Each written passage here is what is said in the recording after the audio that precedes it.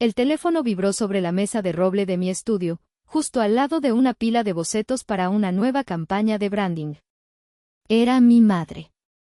Mi corazón, ese traidor estúpido y optimista, dio un pequeño salto. Faltaban solo 2 semanas para mi boda, y una parte infantil de mí todavía esperaba que llamara para preguntar por los arreglos florales o el color de los vestidos de las damas de honor. Deslicé el dedo por la pantalla. ¿Mamá? Renata, su voz sonaba distante, como si estuviera hablando por el altavoz mientras hacía algo más importante. Te llamo rápido. Tu padre y yo hemos estado hablando. Ah, sí, y empecé, una sonrisa nerviosa formándose en mis labios. ¿Sobre la boda? Hubo una pausa, un silencio cargado de indiferencia. Sobre eso, sí. Mira, no vamos a poder ir. La sonrisa se congeló en mi cara. El lápiz digital que sostenía se me resbaló de los dedos y rodó por el suelo con un ruido sordo. ¿Qué? ¿Por qué no? ¿Pasó algo? Escuché un suspiro al otro lado, el tipo de suspiro que reservaba para mis dramas, para mis pequeños e insignificantes problemas. No pasó nada. Simplemente, tu hermana Camila se acaba de comprometer. Su novio, un hombre muy importante, le propuso matrimonio y vamos a celebrarlo. Es un gran momento para la familia. Tragué saliva, sintiendo un nudo frío en el estómago. ¿Celebrarlo? ¿El mismo fin de semana de mi boda? Renata, por favor, no empieces, dijo, su tono volviéndose afilado. La celebración es en Cancún. Los vuelos ya están comprados. Además, seamos honestos, lo tuyo es diferente. Es solo una pequeña ceremonia. No es como si fueras alguien importante. Y entonces, soltó la frase que se grabaría a fuego en mi memoria: tu boda es un evento trivial. Trivial. Mi boda. El día que había soñado, el amor que había encontrado, el futuro que estaba construyendo, todo reducido a una palabra. Trivial. Antes de que pudiera responder, antes de que pudiera gritar o llorar o rogar, ella añadió: no nos molestes con esto. Estamos ocupados. Y colgó. El silencio en mi estudio fue ensordecedor. Me quedé mirando el teléfono, la pantalla ahora negra reflejando mi rostro pálido y atónito. Soy Renata, tengo 30 años, y así fue como mi propia madre me dijo que no iría al día más importante de mi vida. No fue una disculpa. Fue un decreto. Y en ese momento, no lo sabía, pero ese decreto había iniciado una guerra que ella misma no estaba preparada para pelear.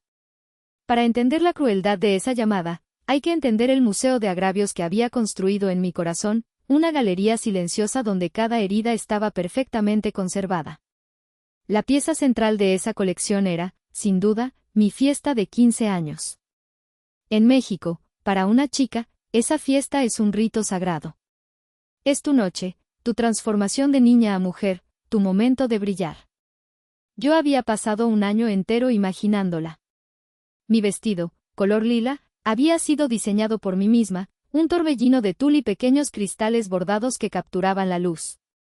Me sentía como una princesa de un cuento de hadas que yo misma había ilustrado. Mis padres, Leonora y Gerardo, habían accedido a la fiesta a regañadientes. Es un gasto innecesario, Renata, había dicho mi madre, pero supongo que hay que cumplir con las apariencias. Esa frase debería haberme advertido. Las apariencias eran todo para ella. El día llegó. El salón estaba decorado, la música sonaba y yo me sentía flotar. Pero la ilusión se rompió en el momento en que mi madre tomó el micrófono. Buenas noches a todos, dijo con su sonrisa más brillante, esa que reservaba para el público. Estamos aquí para celebrar a nuestra Renata, pero también tenemos otra noticia maravillosa que compartir. Nuestra hija mayor, Camila, ha sido aceptada en la Facultad de Derecho de la UNAM. Un aplauso estalló en el salón, mucho más fuerte que el que habían dado por mi entrada. De repente, la atención se desvió por completo. Mi padre, Gerardo, subió al escenario con un proyector y comenzó a mostrar una presentación de diapositivas de los logros de Camila, sus medallas de debate, sus diplomas, sus fotos con maestros importantes. Mi hermana, 3 años mayor que yo, subió al escenario con un traje sastre impecable, robándose la luz de los reflectores que se suponía eran para mi vestido lila. Los invitados, como un rebaño bien entrenado, se arremolinaron alrededor de Camila. Felicidades, futura abogada, qué orgullo para la familia. Los regalos que me habían traído a mí eran dejados en una mesa mientras le entregaban sobres con dinero y costosas plumas fuente a mi hermana. Me quedé sola junto a mi pastel de 5 pisos, una figura solitaria en un mar de celebración ajena. Mi tía Ofelia se acercó, me dio una palmadita en la mejilla y dijo, no te pongas celosa, mija. Ya tendrás tu momento. Lo de tu hermana es una carrera de verdad. Intenté bailar el vals con mi padre, pero él parecía distraído, su mirada siempre buscando a mi madre, quien no dejaba de presumir a Camila con cada grupo de invitados. Tu madre está tan orgullosa, me susurró, como si eso fuera un consuelo. Pero no estaba orgullosa de mí. Yo era la excusa para la fiesta y Camila era la razón. Esa noche, cuando me quité el vestido, vi que algunos de los pequeños cristales se habían caído. Se sentía como una metáfora. Mi brillo, mi momento, se había hecho pedazos en el suelo del salón, pisoteado por la ambición de mi madre y el éxito de mi hermana. Lloré en silencio en mi habitación, no por la fiesta arruinada, sino por la confirmación de una verdad que siempre había sabido. En el escenario de mi familia, yo siempre sería un personaje secundario, una extra en la deslumbrante película de la vida de Camila. Esa noche, colgué el vestido en el armario, un hermoso recordatorio de una herida que nunca sanaría del todo. La dinámica de mis 15 años se convirtió en el guión de mi adolescencia y juventud. Mis pasiones eran hobbies, mientras que las de Camila eran inversiones a futuro. Yo vivía en un mundo de colores, texturas y conceptos visuales. Mi habitación era un caos creativo de lienzos, botes de pintura y recortes de revistas. El diseño gráfico no era solo algo que me gustaba, era el lenguaje con el que entendía el mundo. Pero para mi madre, Leonora, era un desorden incomprensible, una pérdida de tiempo. Recuerdo una tarde, a los 18 años, llegué a casa agitando un sobre. Mamá, papá. Miren, exclamé, con el corazón latiéndome en el pecho. Había ganado un concurso nacional de diseño de carteles. El premio incluía una beca para un taller de verano y una suma de dinero considerable. Para mí, era la primera validación externa, la prueba de que mi talento era real. Mi padre, Gerardo, tomó el diploma, lo miró por encima y dijo, «Ah, qué bien, Renata. Felicidades». Luego, lo dejó sobre la mesa del comedor y volvió a ver el partido de fútbol en la televisión. Mi madre ni siquiera lo tocó. Lo miró desde el otro lado de la mesa, con los labios apretados. Muy bonito, dijo con un tono que lo hacía sonar feo. ¿Y eso para qué sirve? ¿Te va a dar de comer pintar dibujitos? Esa misma semana, Camila llegó a casa con la noticia de que había sido aceptada como pasante sin sueldo en un prestigioso despacho de abogados. Mi madre organizó una cena familiar para celebrarlo. Llamó a todos los tíos y primos. Durante la cena, levantó su copa y brindó, por nuestra Camila, que construye un futuro sólido, ladrillo a ladrillo. Un futuro que nos enorgullece a todos. Nadie mencionó mi premio. Mi diploma seguía en la mesa del comedor, acumulando polvo. Esta invalidación constante me empujó a trabajar el doble. Mientras Camila estudiaba en la biblioteca, yo pasaba noches en vela haciendo trabajos freelance para pequeñas empresas locales. Diseñé logotipos, menús para restaurantes, folletos para tiendas. Cada peso que ganaba era una pequeña victoria silenciosa. Con ese dinero pagué mis cursos, compré mi primera computadora profesional y financié mis propios proyectos. No les pedí nada. Sabía que pedirles ayuda financiera para mi hobby sería una humillación que no estaba dispuesta a soportar. El punto culminante de esta disparidad llegó cuando fui aceptada en una prestigiosa universidad de diseño en Guadalajara. Lo había logrado por mi cuenta, con mi portafolio y mis calificaciones. Cuando se lo conté, la reacción fue tibia. Guadalajara está lejos, dijo mi madre. ¿Estás segura de que es una buena idea? La abogacía, como tu hermana, te da un estatus, una seguridad. ¿Qué te da el diseño? 2 años después, ellos no dudaron en hipotecar la casa familiar para pagar la carísima maestría de Camila en el extranjero. Es una inversión, Renata, me explicó mi padre por teléfono, casi disculpándose. El éxito de Camila es el éxito de la familia. Nunca le pregunté si mi éxito también contaba. Ya sabía la respuesta. Mi éxito no era medible en los términos que ellos entendían, estatus, poder, dinero predecible. El mío era un éxito creativo, personal, construido en silencio y a pesar de ellos. Y para ellos, lo que no se puede presumir en una cena familiar, simplemente, no existe. En medio de la fría sombra de mi familia, Guadalajara se convirtió en mi refugio y mi renacimiento. Fue allí donde conocí a Damián. Él era arquitecto, un hombre que, como yo, veía el mundo a través de líneas, formas y estructuras. Pero a diferencia de mi familia, él veía la belleza en mi caos creativo. Lo conocí en una galería de arte local. Yo estaba exponiendo una serie de ilustraciones digitales y él se quedó mirando una de mis piezas durante casi 10 minutos. Hay una historia increíble aquí, dijo, volviéndose hacia mí sin saber que yo era la artista. Hay fuerza, pero también hay una especie de anhelo. Nadie había descrito mi trabajo, y por extensión, mi alma, con tanta precisión. Esa noche hablamos durante horas. Por primera vez, no tuve que justificar mi pasión. Damián la entendía. La celebraba. Se convirtió en mi mayor admirador, el asistente infaltable a cada pequeña exposición, el que me traía café en las noches de entregas urgentes, el que enmarcaba mis bocetos y los colgaba en su departamento como si fueran obras maestras. Con él, florecí. La validación que nunca recibí en casa, la encontré en sus ojos. Su confianza en mí me dio el impulso para dejar mi trabajo en una agencia y abrir mi propio estudio de diseño.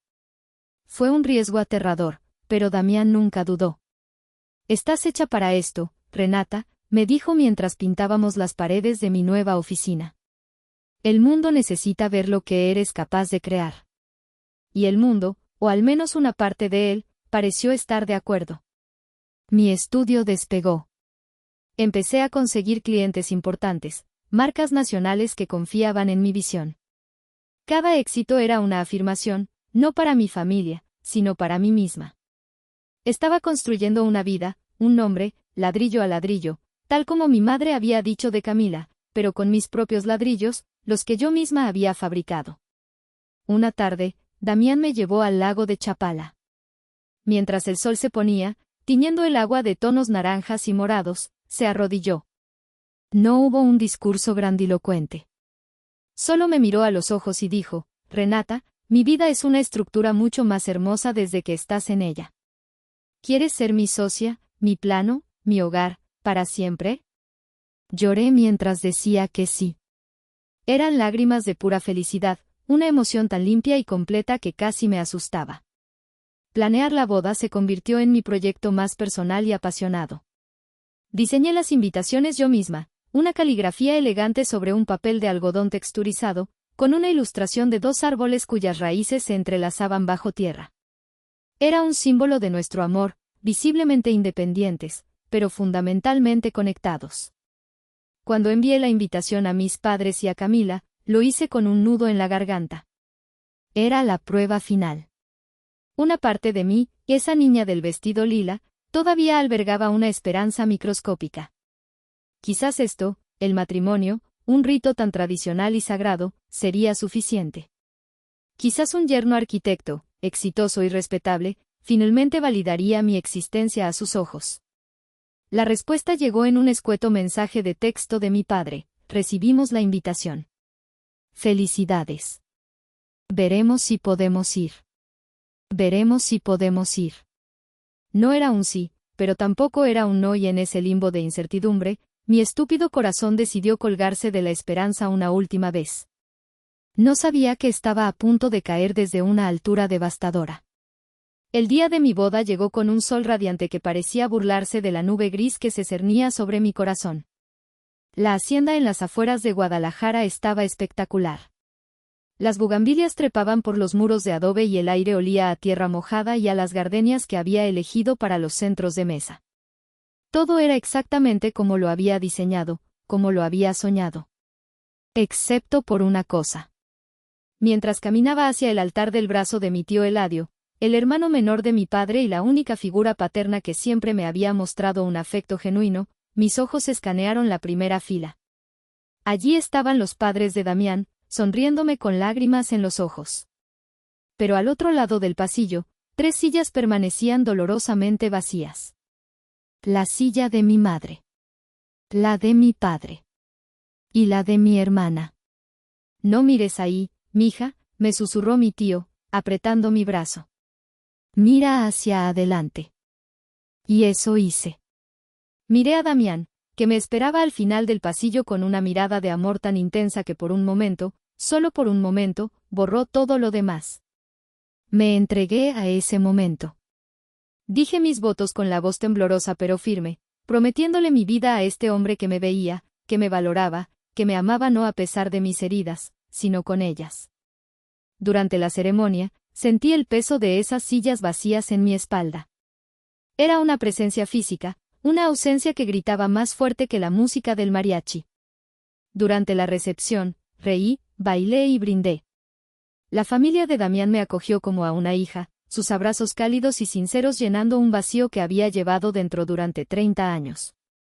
Mi mejor amiga, Itzel, una fotógrafa de espíritu indomable, no se separó de mi lado, haciéndome reír con sus comentarios sarcásticos sobre los invitados y asegurándose de que mi copa de champaña nunca estuviera vacía. «Estás radiante, Renata», me dijo, enfocando su cámara en mí. «Que se jodan. No saben lo que se pierden». Yo sonreí, una sonrisa genuina, porque en ese momento, rodeada de amor verdadero, casi le creí. Casi. Pero más tarde, mientras Damián y yo bailábamos nuestro primer baile como esposos, vi un reflejo en una de las ventanas. Éramos nosotros dos, girando lentamente, y detrás, el fantasma de esos 3 asientos desocupados. La herida seguía ahí, abierta y punzante bajo el encaje de mi vestido de novia. La fiesta fue un éxito. Todos me decían que era la boda más hermosa a la que habían asistido. Y lo era. Era perfecta en cada detalle que yo había controlado. Pero el único detalle que escapaba a mi control, la única cosa que había anhelado por encima de todo, no estaba allí. Y esa ausencia, por mucho que intentara ignorarla, lo manchaba todo. La noche de bodas debería ser mágica, un santuario privado para 2 personas que acaban de unir sus vidas. Y la nuestra lo fue, al principio. Damián fue increíblemente tierno, consciente de la tormenta de emociones que se libraba dentro de mí. Me quitó el velo con delicadeza, besó mis párpados y me prometió que a partir de ese día, nunca más me sentiría sola. Y le creí. Nos quedamos despiertos hasta tarde, hablando del futuro, de la casa que diseñaríamos juntos, de los hijos que quizás tendríamos. Por unas horas, logré encerrar el dolor en una caja y guardarlo bajo llave. Pero la curiosidad, como siempre, fue mi perdición. Alrededor de las 3 de la madrugada, mientras Damián dormía profundamente a mi lado, tomé mi teléfono. No sé qué esperaba encontrar. ¿Un mensaje de texto tardío? ¿Una disculpa? ¿Algo?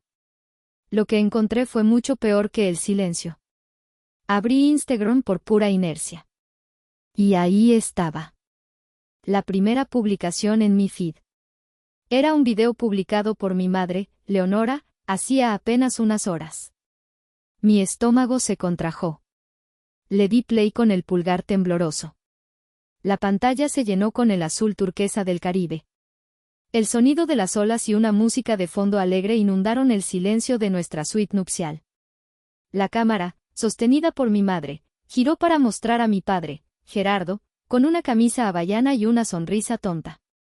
Luego, enfocó a mi hermana, Camila, quien lucía un bikini de diseñador y un anillo de diamantes obscenamente grande. A su lado, su prometido, un hombre de aspecto arrogante, levantaba una copa de piña colada. «¡Salud!», gritó mi madre desde detrás de la cámara. celebrando a nuestra estrella y su increíble compromiso en el paraíso.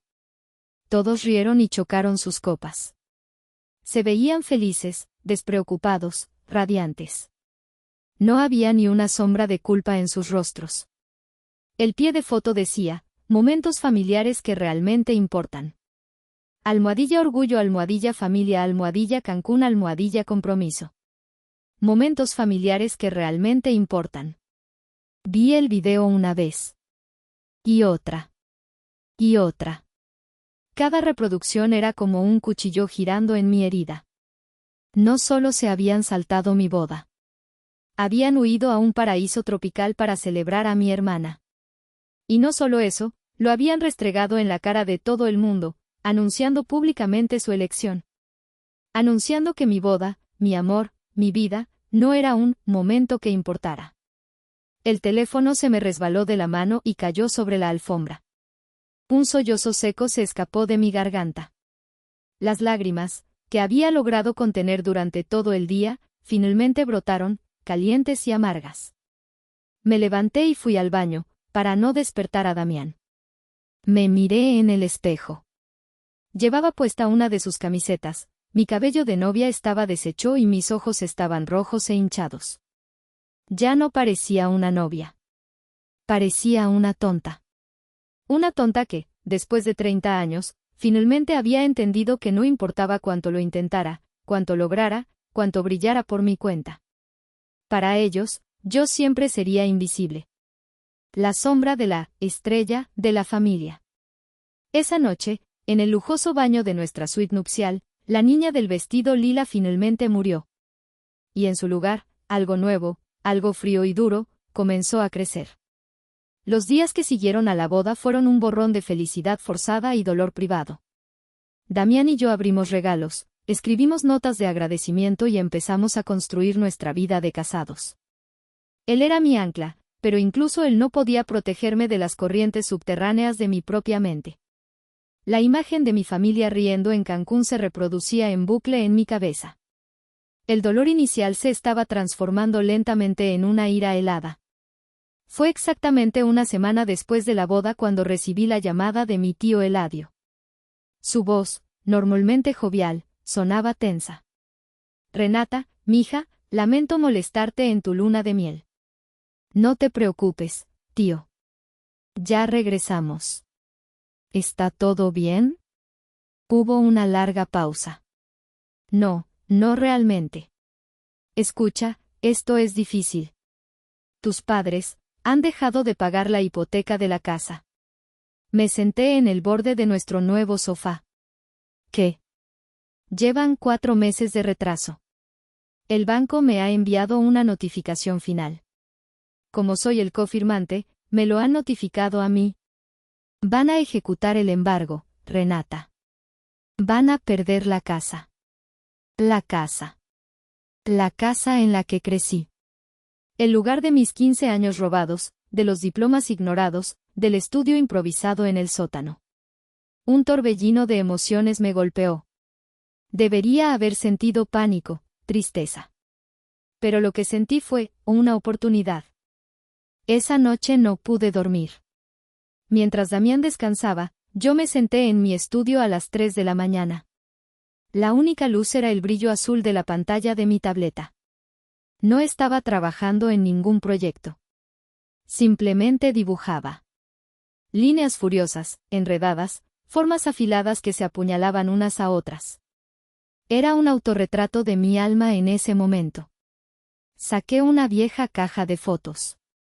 La mayoría eran de Camila, Camila en su graduación, Camila en su primer recital de piano, Camila sonriendo en los hombros de mi padre. Encontré una de las pocas fotos en las que salíamos toda la familia. Yo tendría unos 10 años. Estaba ligeramente fuera de foco, en el borde del encuadre, como si la cámara también me considerara un elemento secundario.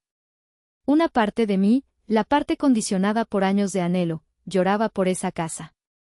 Lloraba por la idea de familia que representaba, por muy rota que estuviera. ¿Podría simplemente dejarlos perderlo todo? ¿No sería eso convertirme en el monstruo que ellos siempre habían insinuado que era? La hija egoísta, la dramática. Damián se despertó y me encontró allí, rodeada de fantasmas de papel. No dijo nada al principio. Simplemente se sentó a mi lado, tomó mi mano y miró el dibujo caótico en mi tableta. ¿Qué estás pensando?, preguntó suavemente. Le conté lo de la hipoteca. Le conté sobre el torbellino en mi cabeza, la culpa luchando contra la ira. Él me escuchó pacientemente. Cuando terminé, tomó mi cara entre sus manos. Mi amor, escucha. Durante 30 años, ellos han tenido el control. Han dictado tu valor, han ignorado tu dolor. Ahora, por primera vez, las cartas están en tus manos. Esto no se trata de venganza. Se trata de justicia. Se trata de recuperar la paz que te han robado. Hagas lo que hagas, no será por maldad. Será por supervivencia. Sus palabras cortaron a través de la niebla de mi confusión. Tenía razón. Esto no era sobre destruirles. Era sobre salvarme a mí. Miré mi reflejo en la pantalla oscura de la tableta. La mujer que me devolvía la mirada ya no era una víctima. Tenía los ojos cansados, pero había una determinación en ellos que nunca antes había visto. Tomé una decisión. A la mañana siguiente, llamaría a mi abogado. No para salvarlos, sino para tomar el control.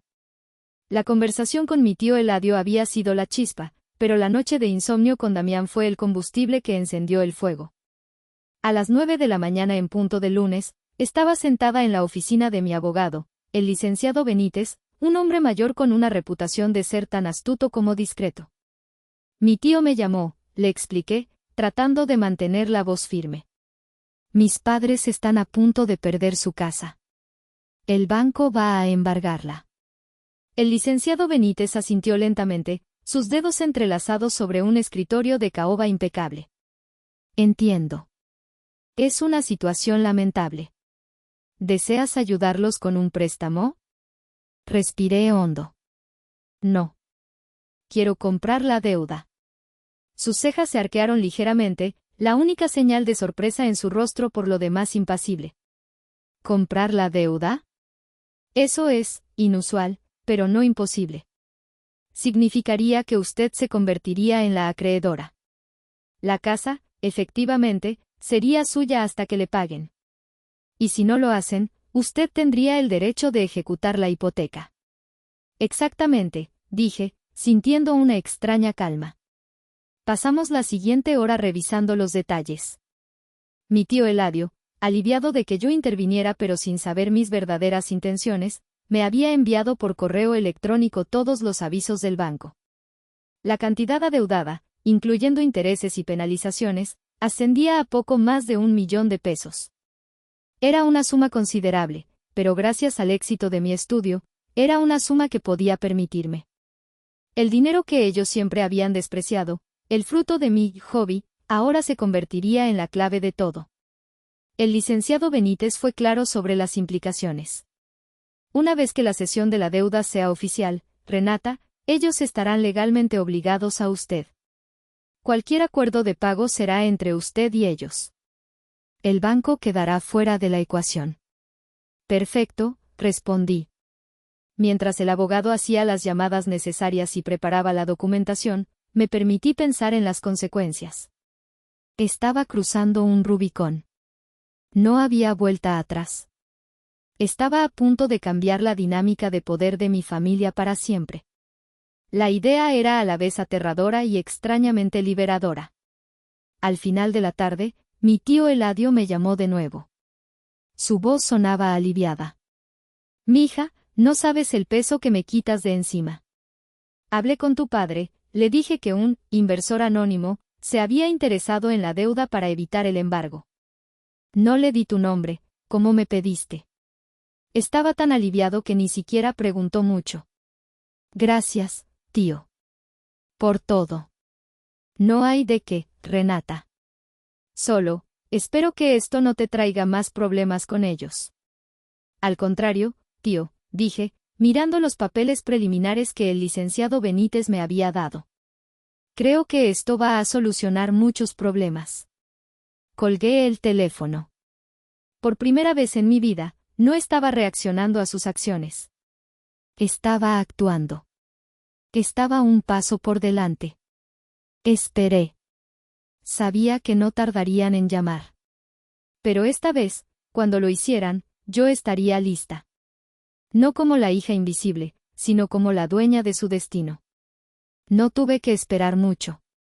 Pasaron exactamente 5 días. 5 días en los que trabajé con una concentración febril, finalizando los últimos detalles de la transferencia con mi abogado. 5 días de un silencio tenso, la calma antes de la tormenta. El viernes por la tarde, mi teléfono sonó. Era mi madre. Renata, su voz era aguda, despojada de su habitual arrogancia. Había un temblor de pánico en ella que nunca antes había escuchado. ¿Puedes hablar? Estoy ocupada, mamá. ¿Qué pasa? Usé el mismo tono que ella había usado conmigo. No es momento para tus juegos, espetó. Tu padre te lo acaba de contar. Lo del inversor anónimo. Esto es un desastre. No veo por qué, respondí con calma, mientras revisaba una paleta de colores en mi pantalla. Según entiendo, alguien evitó que perdieran la casa. Pero no entendemos quién es.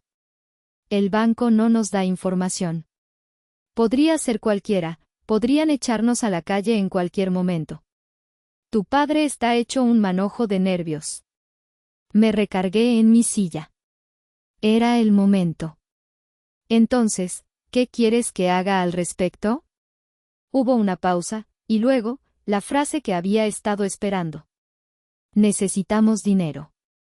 Necesitamos que nos des el dinero para pagarle a este inversor, quien quiera que sea. Es tu deber. Somos tu familia. Mi deber, repetí, saboreando la ironía. ¿Y cuánto dinero necesita mi familia? 1.000.000 de pesos, dijo, la cifra saliendo de su boca como un veneno. Lo necesitamos para el lunes. Tu padre calculó que eso cubriría todo. Tienes que ayudarnos. Con tu estudio ese negocio de dibujitos que tienes, seguro que tienes ahorros. Es lo menos que puedes hacer después de todo lo que hemos hecho por ti. ¿Todo lo que han hecho por mí?, pregunté, mi voz ahora goteando un sarcasmo helado. ¿Cómo, por ejemplo, asistir a mi boda? Por el amor de Dios, Renata. No es momento para tus dramas triviales, gritó. Estamos hablando de la casa familiar, del techo sobre nuestras cabezas. ¿Vas a ayudarnos o no? Me levanté y caminé hacia la ventana de mi estudio. Abajo, la ciudad de Guadalajara bullía de vida, ajena a la implosión de mi pequeño mundo. ¿Sabes qué, mamá?, dije, mi decisión final solidificándose como el acero. Creo que este es un asunto que debemos discutir en persona. ¿Por qué no vienen a mi departamento esta noche? Tú, papá y Camila. Y lo hablamos. Más te vale que sea para darnos el dinero, amenazó antes de colgar. Sonreí. No era una sonrisa feliz. Era la sonrisa de alguien que está a punto de prenderle fuego a un puente y disfrutar del espectáculo. Oh, íbamos a hablar. Pero no de la forma que ella esperaba. A las 8 en punto, el timbre de mi departamento sonó. Damián me apretó la mano. ¿Lista? Asentí, respirando hondo. Él se retiró a su estudio, dándome el espacio que necesitaba, pero sabiendo que estaba a solo unos metros de distancia. Abrí la puerta. Allí estaban los tres. Mi madre, Leonora, con el rostro contraído por la ansiedad y la impaciencia. Mi padre, Gerardo, pálido y con los hombros caídos, evitando mi mirada. Y mi hermana, Camila, con su habitual aire de superioridad, como si me estuviera haciendo un favor al dignarse a pisar mi casa. Pase, dije, haciéndome a un lado. Entraron sin decir una palabra, sus ojos recorriendo mi departamento, un espacio abierto y moderno que gritaba el éxito que ellos siempre se habían negado a reconocer. Bien, Renata, no tenemos tiempo para esto, empezó mi madre en cuanto se sentó en el borde de mi sofá de diseño. ¿Dónde está el dinero? Me senté frente a ellos, en un sillón individual, colocando una carpeta cerrada sobre la mesita de centro. Antes de hablar de dinero, quiero entender algo. Me dijeron que mi boda era un evento trivial. Pero salvar la casa, de repente, ¿es un asunto de vida o muerte? Camila soltó una risa burlona. Ay, por favor. ¿Todavía sigues con eso? Supéralo. Una cosa es una fiestecita y otra es el patrimonio familiar. No compares.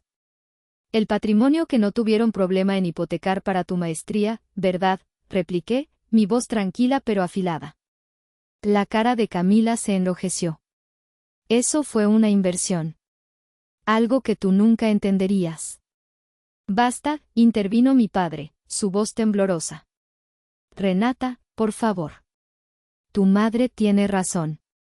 Cometimos un error, ¿de acuerdo? No debimos irnos a Cancún. Pero ahora te necesitamos. Estamos desesperados.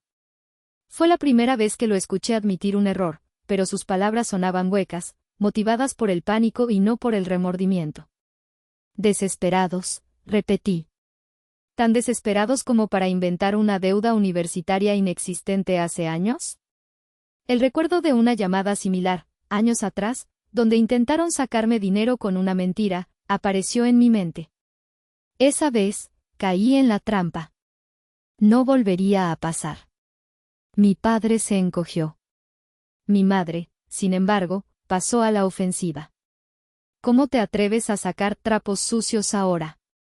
Hemos sido buenos padres. Te dimos todo. ¿Todo?, pregunté, mi voz subiendo de volumen por primera vez. ¿Me dieron su tiempo? ¿Su atención? ¿Su respeto? No. Le dieron todo a Camila. A mí me dieron las sobras. Me dieron silencio. Me dieron desprecio. Y ahora, cuando el agua les llega al cuello, ¿vienen a mí, a la hija trivial, a exigirle que los salve? Me levanté, caminando de un lado a otro. La ira que había mantenido a raya durante días finalmente se desbordó. Pasé 30 años de mi vida mendigando migajas de su aprobación. Celebré mis logros en silencio mientras ustedes organizaban desfiles para Camila. Construí mi carrera, mi vida, mi felicidad, no gracias a ustedes, sino a pesar de ustedes. Y ahora se presentan en mi casa, la casa que pagué con el dinero de mis dibujitos, a exigir su herencia. Me detuve frente a ellos, mi pecho subiendo y bajando. Se acabó. Se acabaron las migajas. Se acabó el mendigar. Esta noche, vamos a poner las cosas en su lugar. Tomé la carpeta de la mesa. La tensión en la habitación era tan espesa que se podía cortar con un cuchillo. Sus rostros eran una mezcla de conmoción, ira y un incipiente miedo. Por primera vez, no me veían como la pequeña y dócil Renata. Estaban viendo a una extraña. Y tenían razón. La mujer que estaba frente a ellos ya no era su hija. Era su acreedora. Abrí la carpeta con un movimiento deliberado. El sonido del papel deslizándose pareció resonar en el silencio mortal de la sala. Saqué un fajo de documentos y los coloqué sobre la mesita de centro, uno por uno. Tienen razón en una cosa, empecé, mi voz ahora desprovista de toda emoción. Era la voz que usaba con clientes difíciles, una voz de control absoluto. No podía permitir que el banco se quedara con la casa. Una chispa de alivio cruzó el rostro de mi padre. Mi madre se enderezó, una sonrisa triunfante comenzando a formarse en sus labios. Lo sabía, susurró. Sabía que entrarías en razón. Los miré directamente a los ojos, a cada uno de ellos, disfrutando de ese último segundo de su ignorancia. Así que tomé algunas medidas. Deslicé el primer documento hacia ellos. Era un contrato de cesión de derechos de crédito. Sus nombres y la dirección del banco estaban claramente visibles. Hablé con mi abogado. Y compré la deuda. La sonrisa de mi madre se desvaneció. Mi padre parpadeó, confundido, como si no entendiera las palabras que acababa de decir.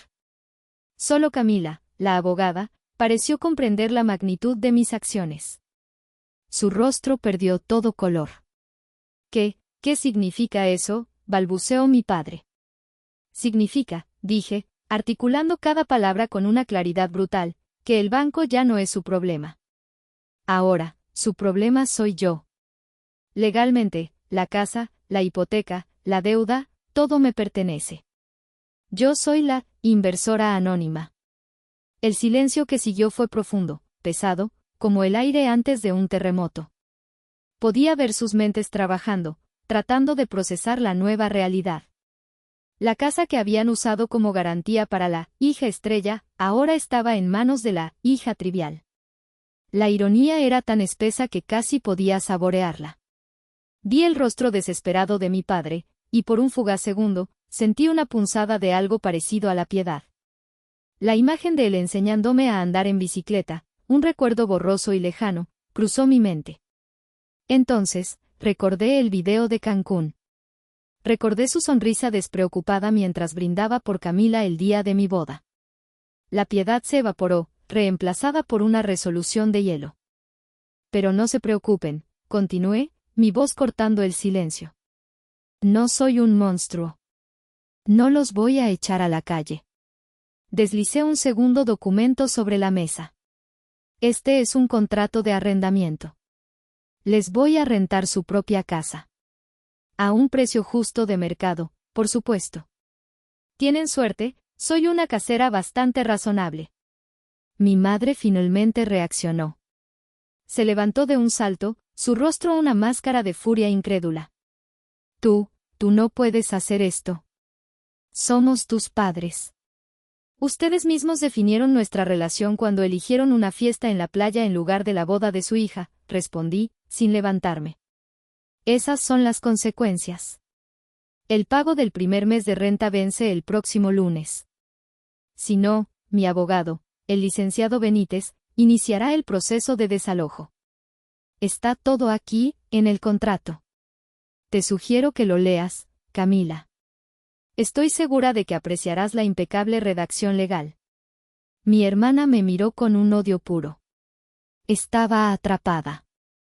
Como abogada, sabía que yo tenía todas las de ganar. Legalmente, no había nada que pudieran hacer. La trampa era perfecta.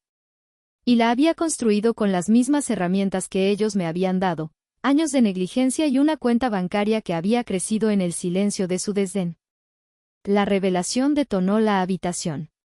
Leonora, mi madre, pasó de la furia a la histeria en segundos. «Eres un monstruo», chilló, su voz rompiéndose. «Un monstruo desagradecido. Después de todo lo que te dimos». «¿Qué me dieron?», la interrumpí, mi calma un muro contra su caos. ¿Una vida de comparaciones? ¿Un complejo de inferioridad que me costó años de terapia superar? ¿Eso me dieron? Se derrumbó en el sofá, su cuerpo sacudido por sollozos que sonaban más a rabia que a tristeza. Era el llanto de una reina que acaba de ser destronada, que se da cuenta de que su poder se ha evaporado. Toda su vida se había basado en el control, en la manipulación emocional, y yo acababa de quitarle todas sus armas. Mi padre, Gerardo, estaba catatónico. Miraba los papeles sobre la mesa como si fueran serpientes venenosas. «Renata, mija, ¿cómo pudiste?», susurró, su voz apenas audible. Era la pregunta de un hombre débil que nunca entendió que su pasividad era una forma de agresión. Su silencio había sido el cómplice de cada herida que mi madre me había infligido. «¿Cómo pude?», le respondí, mirándolo fijamente. «¿Dónde estabas tú, papá?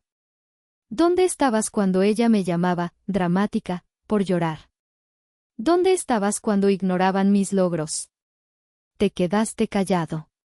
Y tu silencio fue un sí. Así que no me preguntes, ¿cómo pude? Pregúntate, ¿por qué no hice nada para evitarlo?» Él bajó la mirada, derrotado. No había respuesta. Camila, sin embargo, todavía tenía pelea en ella. Se levantó, su rostro rojo de ira. «Esto no se va a quedar así.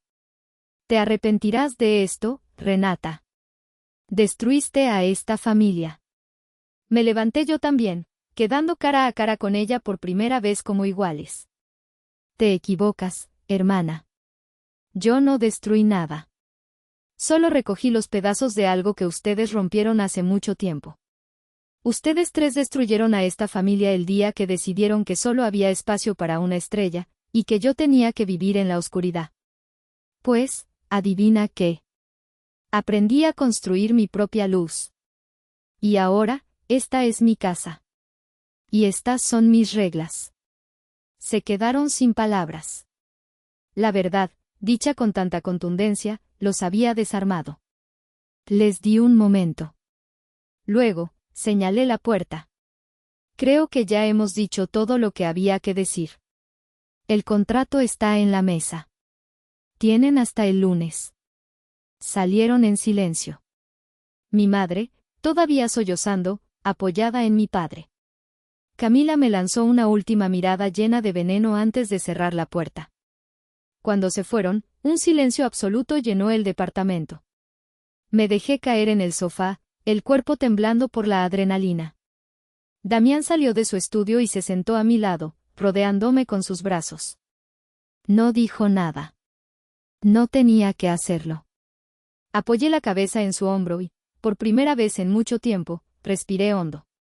El aire se sentía más ligero. El peso de 30 años de expectativas y decepciones se había levantado de mis hombros. No sabía qué pasaría después, pero sabía una cosa con certeza: era libre. Los días siguientes fueron una prueba de mi nueva resolución. El lunes, puntualmente a las 10 de la mañana, recibí una notificación de transferencia bancaria por el monto exacto de la renta. No hubo mensaje, no hubo llamada. Solo la fría transacción digital. Fue su capitulación silenciosa. El poder había cambiado de manos, y ellos lo sabían. Por supuesto, eso no significaba que la guerra hubiera terminado. Simplemente había cambiado de campo de batalla. Ahora se libraba a través de chismes y manipulación familiar. Mi tía Ofelia me llamó el martes. Renata, sobrina, ¿qué es esto que me cuenta tu madre?, empezó, su voz melosa pero con un filo de reproche. Dice que la estás echando de su propia casa, después de todo lo que han hecho por ti. La familia es la familia, mija. Hay que perdonar. Escuché su sermón sin interrumpir. Cuando terminó, respondí con la misma calma que había usado con mis padres. Tía, te aprecio, pero solo conoces una parte de la historia. Una historia que mi madre ha editado a su conveniencia durante 30 años. La verdad es que ahora soy la dueña de esa casa porque ellos iban a perderla por negligencia, la misma negligencia con la que me trataron toda mi vida. No los estoy echando. Les estoy cobrando una renta. Es un acuerdo de negocios. Pero no se hacen negocios con la familia, exclamó, escandalizada. Exacto, dije. Y ellos dejaron de tratarme como familia hace mucho tiempo. Así que ahora, somos negociantes. Que tengas un buen día, tía. Y colgué. Bloqueé su número y el de otros parientes que intentaron llamarme con el mismo discurso. Construí un muro, no de odio, sino de paz. Dentro de ese muro estábamos Damián y yo, nuestra vida, nuestro futuro. Fuera, estaba el ruido y el caos que había decidido dejar atrás. Damián y yo empezamos a buscar un terreno para construir nuestra propia casa, un lugar diseñado desde cero, sin fantasmas ni recuerdos dolorosos. Mi estudio consiguió su contrato más grande hasta la fecha, una campaña para una marca internacional. Mi trabajo, la fuente de mi independencia, florecía en el espacio que había creado al cortar la toxicidad de raíz. A veces, por la noche, me preguntaba si había hecho lo correcto. La culpa, esa vieja conocida, intentaba susurrar en mi oído. Pero entonces, Damián me tomaba de la mano, o veía los planos de nuestra futura casa, o recibía un correo electrónico de un cliente satisfecho, y recordaba por qué lo había hecho. Lo hice por mí. Por la niña del vestido lila. Por la adolescente del diploma ignorado. Por la mujer que merecía ser la protagonista de su propia vida, no una extra en la de alguien más. No era venganza. Era la declaración de independencia más importante de mi vida. Ha pasado un año desde esa noche. Sigo siendo la casera de mis padres. Pagan la renta a tiempo, cada mes. No hemos vuelto a hablar. Escucho a través de mi tío Eladio que mi madre le cuenta a todo el que quiera oír que su hija desagradecida le robó la casa y destruyó a la familia por dinero. Algunos la creen. Otros, los que realmente me conocen, saben la verdad. Mi vida, por otro lado, está llena de paz. Damián y yo estamos esperando a nuestro primer hijo. Estoy diseñando su habitación, y cada trazo está lleno del amor y la atención que yo nunca recibí. He aprendido que la familia no es una obligación de sangre. Es una elección. Es la gente que te ve, que te celebra, que te levanta. Mi familia son Damián, Itzel, mi tío Eladio, y pronto, este pequeño ser que crece dentro de mí. A veces me pregunto si ellos alguna vez entenderán el daño que hicieron. Probablemente no. Pero ya no importa. Solté la cuerda. Dejé de jugar a un juego que estaba diseñado para que yo siempre perdiera.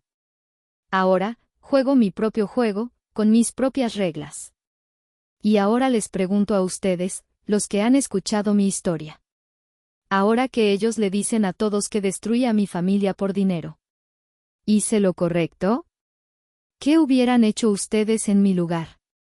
Gracias por haber llegado hasta el final de esta historia. Si te ha gustado, te agradecería mucho que le dieras un like, te suscribieras al canal y compartieras este video. Tu apoyo me ayuda a seguir trayendo más relatos como este. Si están disfrutando de este relato, me darían una alegría muy grande si presionan el botón de hipear. Su apoyo significa muchísimo para mí y me anima a seguir buscando historias para ustedes. Muchas gracias de corazón.